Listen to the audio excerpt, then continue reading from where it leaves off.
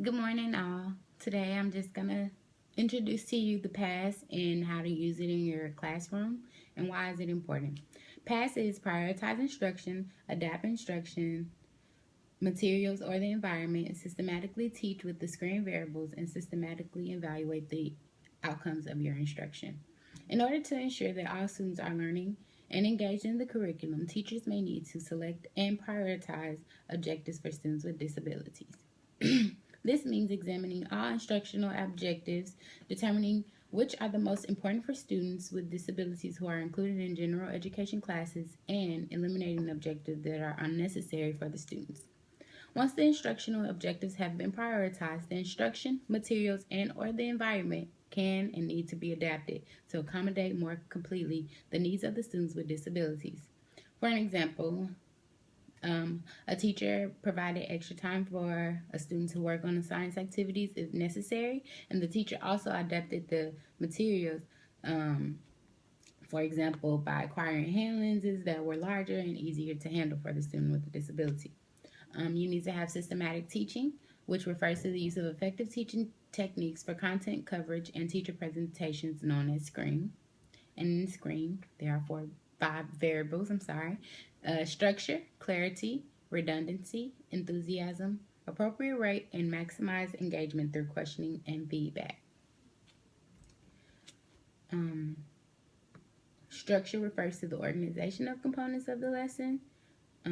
Promote clarity is like a teacher exhibits clarity when he or she speaks clearly and directly to the point of the objective, and they avoid unclear or vague statements. Employ redundancy means it can increase learning by emphasizing and reinforcing the most important aspects of the lesson. So you're going to talk about like how simple it is to turn a page. You'll actually talk about what's on the next page and what's on the page before. So the redundancy is eliminated completely. You have to be enthusiastic. It also creates a higher level of student engagement if the teacher is enthusiastic and in tune and excited about what she's teaching. Speak enthusiastically, using an upbeat tone and voice, and rapid but not too fast, and a verified inflection. Effective teachers deliver instructions at an optimal rate, generally a brisk rate of presentation through the lesson and a brisk rate of interacting with students. Works well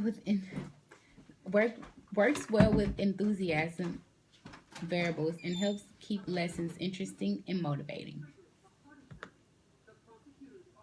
You have to maximize engagement. Research has consistently supported the idea that more time students devote to a particular subject or skills, the more likely they are to master it. And the last S in PASS stands for systematic evaluation. Systematic evaluation means frequently measuring students' progress towards meeting the instructional objectives of the class, as well as an IEP objectives, in using the formative evaluation procedures.